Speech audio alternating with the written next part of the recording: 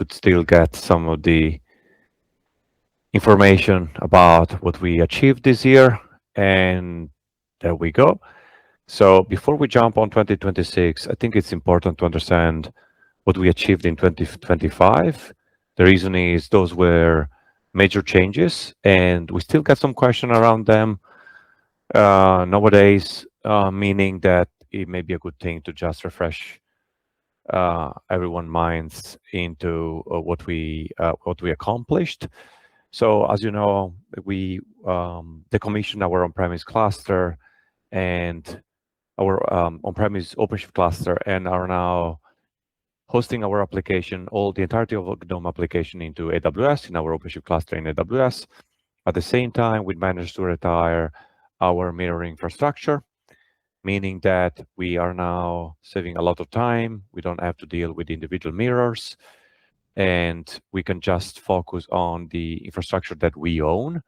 So we don't have any security concern when it comes to mirrors that don't follow best security practices, etc. Everything is self-hosted. Everything is maintained by the GNOME infrastructure team. Another highlight is definitely going to be the GNOME release service. It's been a while now. I think what I've heard so far is that everyone is happy. From a security standpoint, there was a major improvement from a release time. There was also an improvement because maintainers don't have to build tarballs on their laptops anymore. They can just tag the release, and the CI will do the needful. This year, the focus has been less on consolidation because that was more of a 2025 goal. This year has been primarily into performance, security, and operational maturity. So what does it mean? Let's start from both a performance and a cost-effective measure that we applied. As you know, we had to redirect some of the traffic to GitHub, to our GitHub mirrors, right?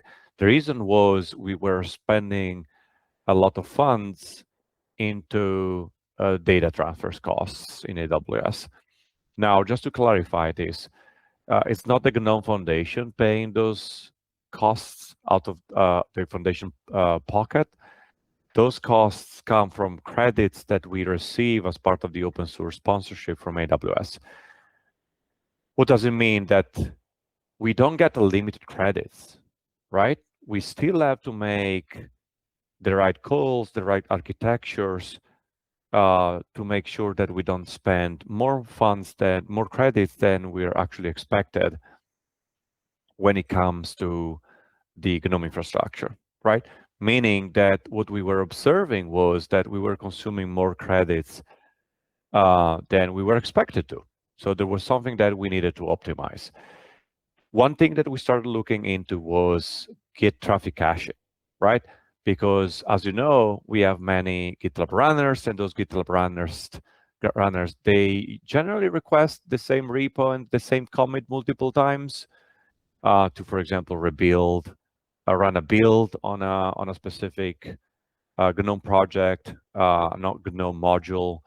They run some checks on the code, then they run the build, then they do some other steps against the same code base and the same commit and the same repo.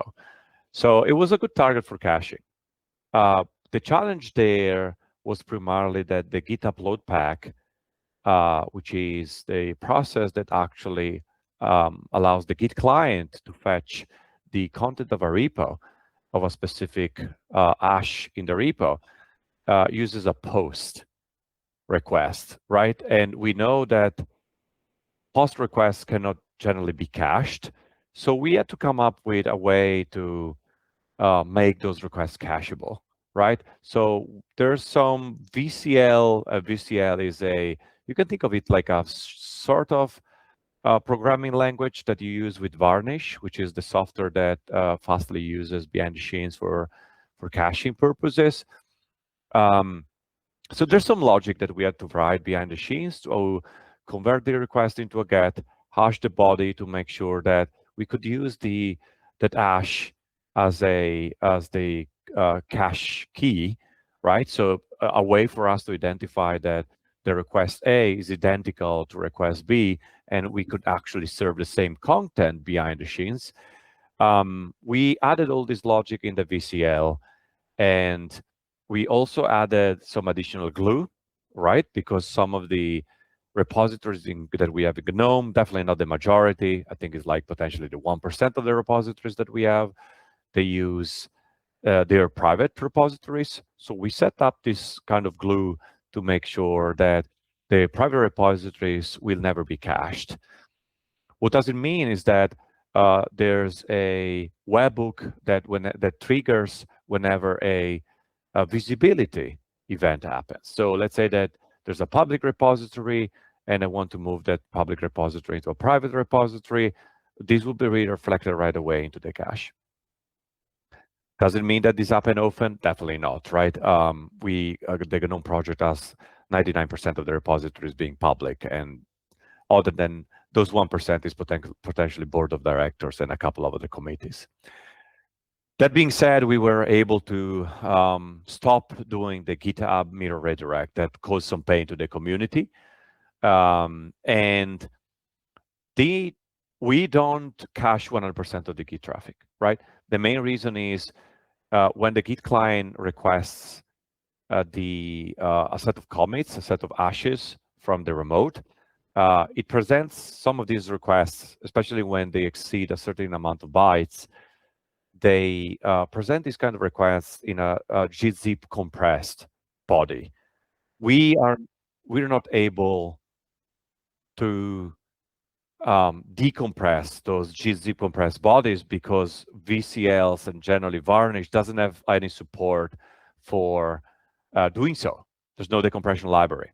So we're trying to do that with using the Fastly Compute platform, but the Fastly Compute platform doesn't have enough cache size to handle that. So we're in touch with the Fastly to understand if they can exceed the amount of cache that we can keep for each request, and potentially we'll be able to also start caching gzip compressed bodies in the long run.